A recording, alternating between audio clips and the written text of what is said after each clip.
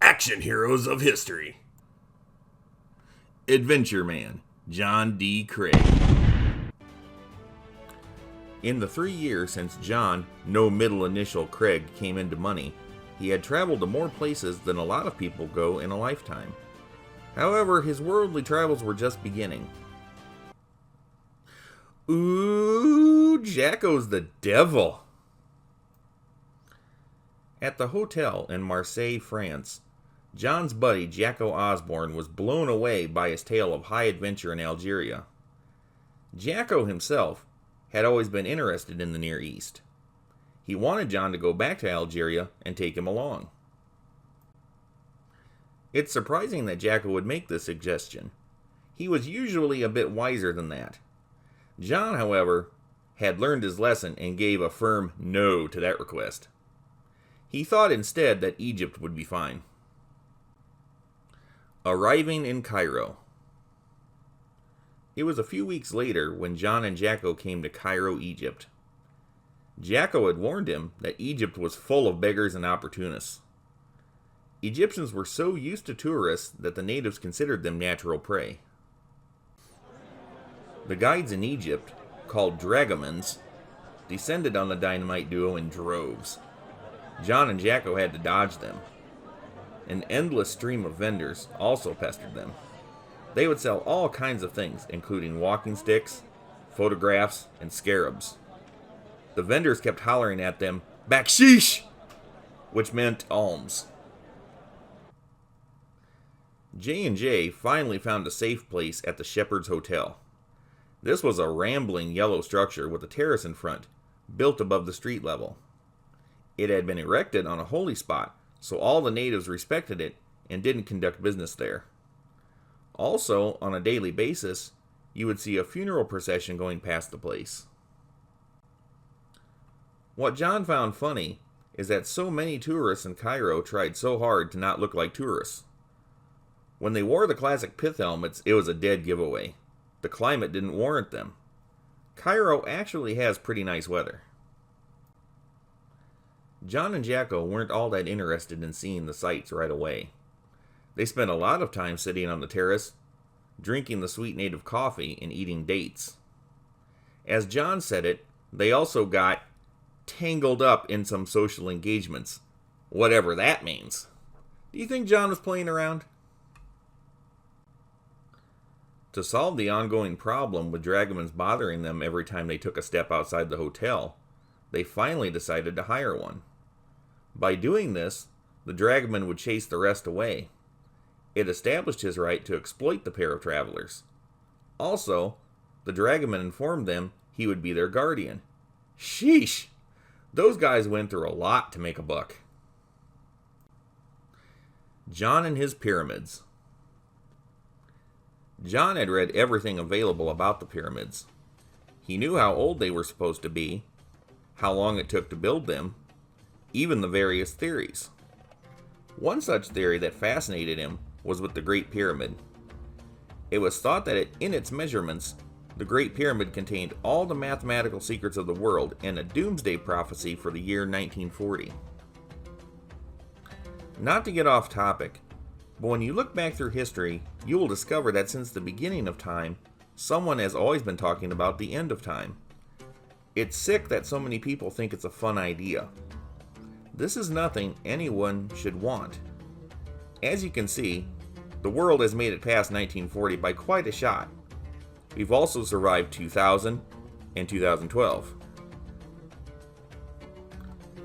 Jacko told John that there was a religious sect in England that based its entire credo on the Great Pyramid and its prophecies.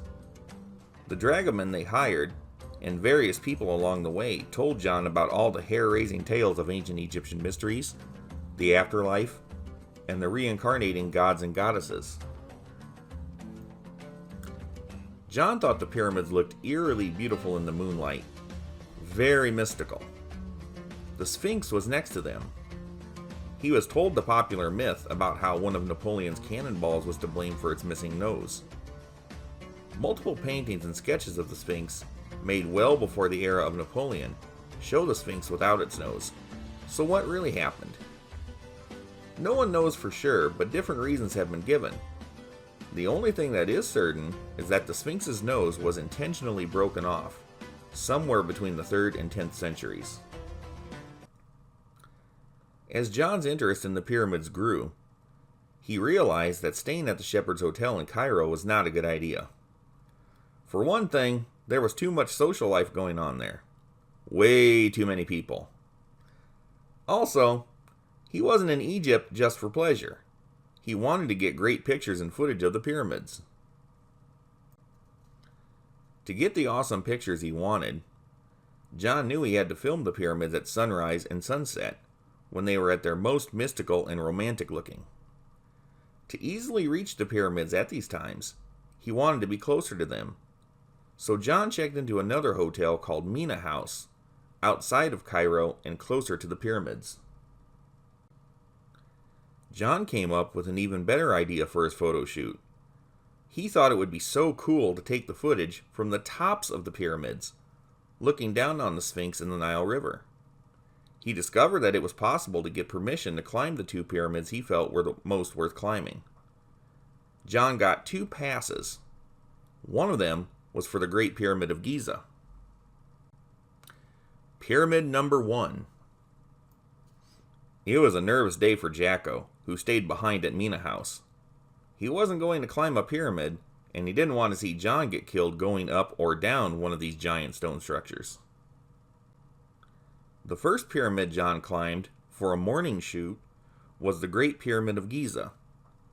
At one time, this was the tallest man-made structure in the world for over 3,800 years. It stood 481 feet. This pyramid was originally encased entirely in white limestone. It actually shined brightly in the sunlight. Back then, the Great Pyramid of Giza truly was a thing of beauty. In the Middle Ages, these fantastic-looking casing stones were stripped from the pyramid. The Bahri Sultan is one person to blame. He robbed some of the casing stones to be used in nearby Cairo in 1356.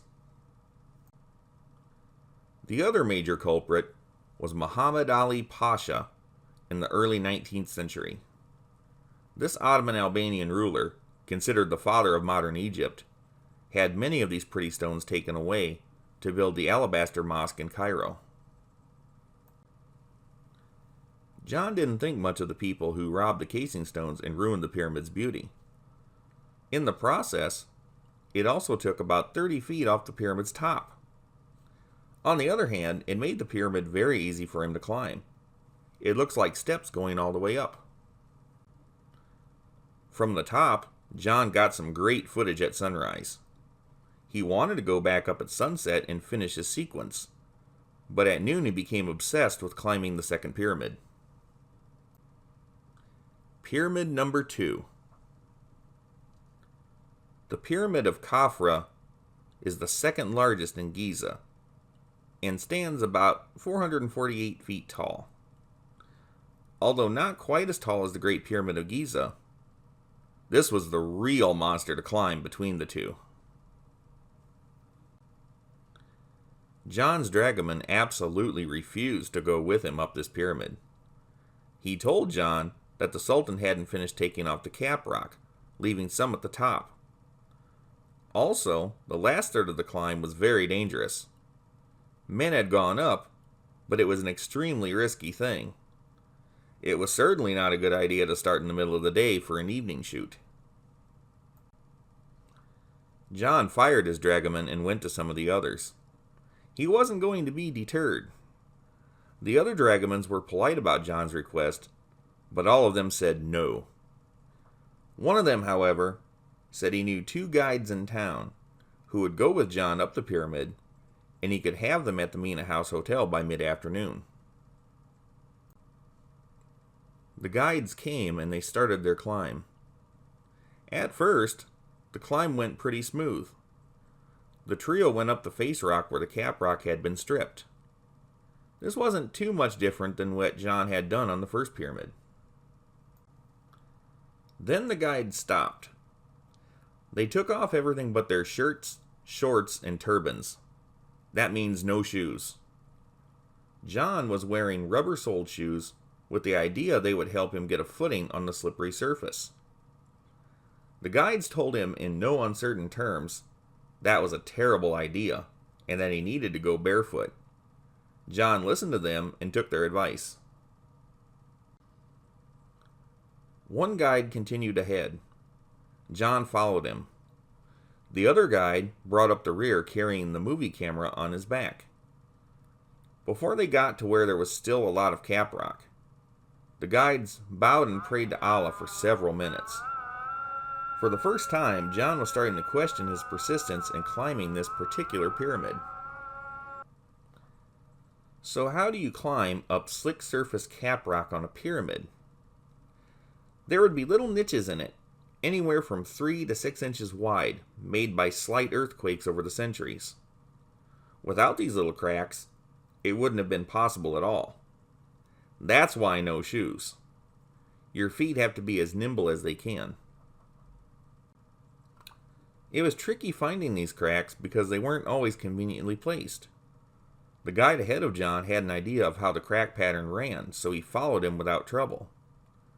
The cracks were shallow at the edges of the pyramid, but deeper in the center. The terrific trio had to zigzag all the way up. Now they had come to the last stretch. Remember John's first dragoman telling him that this last third of the pyramid was terribly dangerous? Hold on to that thought. Before the final stage, there was a spot about 2 feet wide where John could sit down for a little while. There was about 8 feet left to climb. The first guide unwound a long sash he had around his waist. He made a large knot in the sash, then tossed it up the remaining 8 feet and over the top. The guide pulled back on the sash, wedging the knot in a V-shaped groove between 2 rocks. With this as a help, he went up the sash. John and the other guide followed. When they finally got to the top, they were all ready for a rest. The top of the pyramid was 12 feet square, almost flat, and made a good place to set up John's camera. While he was setting up his camera, he noticed 2 slabs of rock. These bore the names of the 54 previous climbers and the dates of their ascent. While John did his thing, the guides carved his name on the list. It's important to state that not all 54 of these climbers lived to tell the tale. John noticed that the last 4 names on the list were of the same date, but 3 had small crosses after their names. The guides explained that these were Australians who had climbed up during the World War. 3 were killed going down. They slipped on the treacherous footing, tumbled, and fell over 300 feet to their death. John thought that there had to have been more than 54 climbers of this pyramid in all these years. The guides swore that except for the members of their troop, the boldest in all Cairo, only these 4.5 dozen people made it all the way up. John took his film and got what he wanted. What he had to worry about next was climbing down. Climbing down the monster. The guides wanted to get an earlier start on the climb down the pyramid, but John wanted his pictures of the sunset and the moon. The guides were afraid. If these guys were afraid, John should have been too. Since he was new to pyramid climbing, the guides had to explain the extreme danger of waiting too long and going down. They were skilled, but they didn't want to die.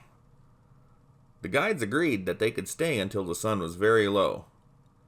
John was satisfied with that. Once John was finished, the thrilling threesome started down. It was absolutely imperative that they go down the pyramid facing out, with their backs against the stone.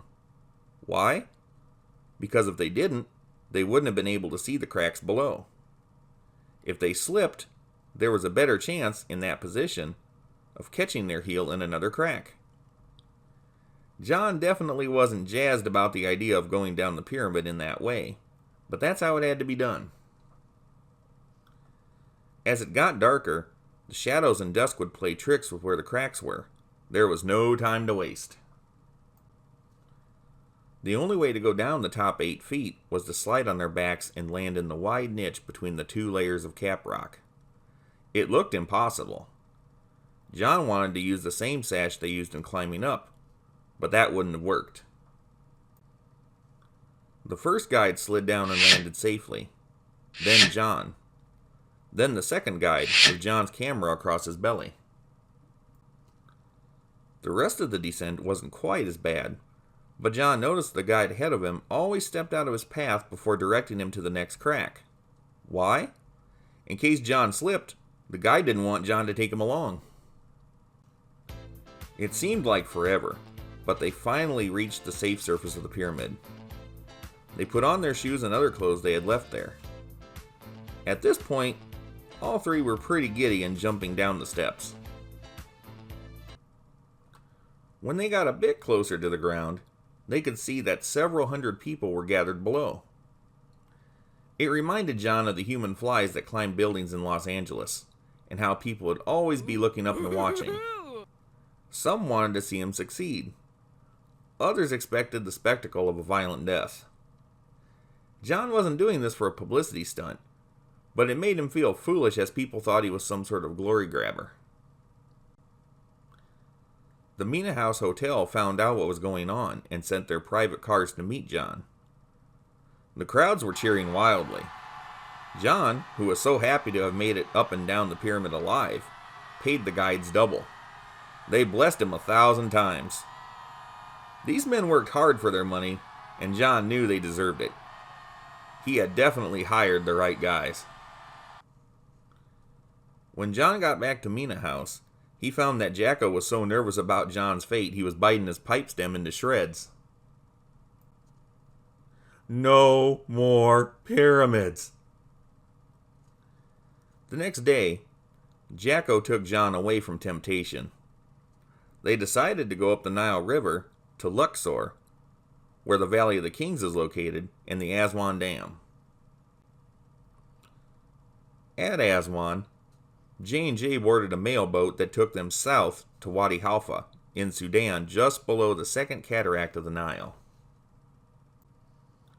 The natives told John that the cataract was full of crocodiles, so he hired a boat and shot his first ever big game pictures from its prow. The crocodiles were sunning themselves on the rocks and splashing in the water, swishing their tails. This was just a small taste of things to come, as wildlife would become a big focus in John's life. Later, at Wadi Halfa, John photographed a soccer game between natives who played in their bare feet. These guys played mean and kicked each other in the stomach more often than they kicked the ball. Almost in Aswan. Back at Aswan, a portion of the British-built dam was to be opened, and there was a great fireworks display. John was escorting Frida, a British surgeon's young secretary. She was a real knockout. He almost fell in love with her. Almost. Instead, he fell. One day, they were on an island in the dam, wandering around together. John fell through the earth into an old graveyard. He was surrounded by broken skeletons, with a mummified foot in his hand. That incident didn't kill the romance, but it certainly didn't help. John knew he had to be moving on. Frida wasn't going to want to go with him, and there were still things John wanted to see and do. Still, she was fine, and he thought about her more than once or twice in the days to come. He puts the fun in funeral. John was back in Luxor. He was walking down this route they called a street, carrying his camera and tripod. He started hearing all this moaning and thumping coming from over the hill.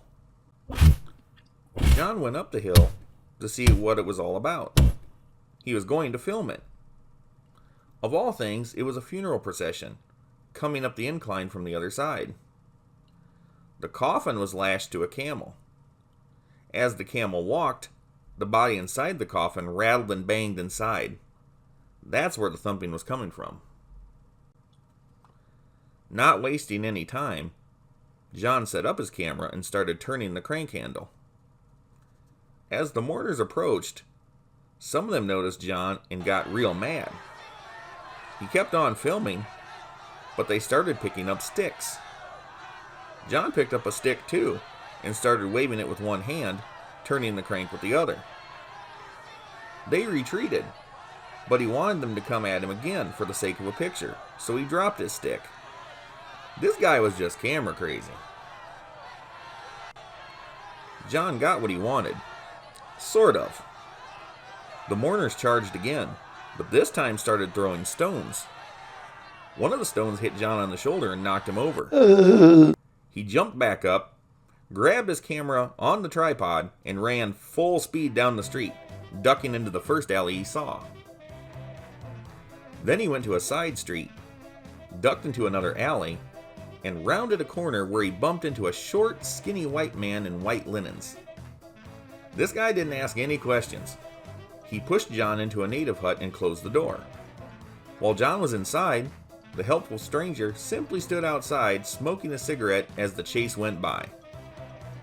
Satisfied that the angry funeral goers were gone, he opened the door, helped John take down his camera, and smiled, almost laughing. John introduced himself. The man responded with, "I'm Douglas Campbell." This proved to be a fateful meeting, as Douglas Campbell would become a big part of John's life. Conversing with Campbell. John took Douglas Campbell with him to Mina House. For whatever reason, the two became buddies almost instantly. Douglas was also from California and a former student at the USC. He worked on the swimming and boxing teams for his education. John realized for the first time that he wanted to know another American of his own age. In all his travels these last 3+ years, he didn't have that. Campbell missed all the same things about America that John missed, including real sports like baseball and football, the movies, jazz bands, and cars. Like John, Douglas was a Rolling Stone. He was going to Aswan. John knew he had to go, but hated to see him go. He also could have kicked himself for giving Douglas Frida's name and address. It was at that point John knew he was done with Egypt. Jacko was going over maps of India. "It's older than Egypt, maybe it will teach you more," Jacko said, "and there won't be any pyramids to climb." John agreed, but his reasons weren't purely for education and adventure. You see, Sonny the nurse had never completely left John's mind. He thought India would sort of be on the way to Australia and Sonny. He was going to work his way back to her. Holy cow! John's going to India. Doesn't this man ever get enough adventure? What kind of shenanigans will he drag Jacko into next? Will he meet up with Douglas Campbell again anytime soon? John becomes a hardened traveler and sees some very strange things that make him question reality. More and more, John D. Craig establishes himself as a true action hero of history.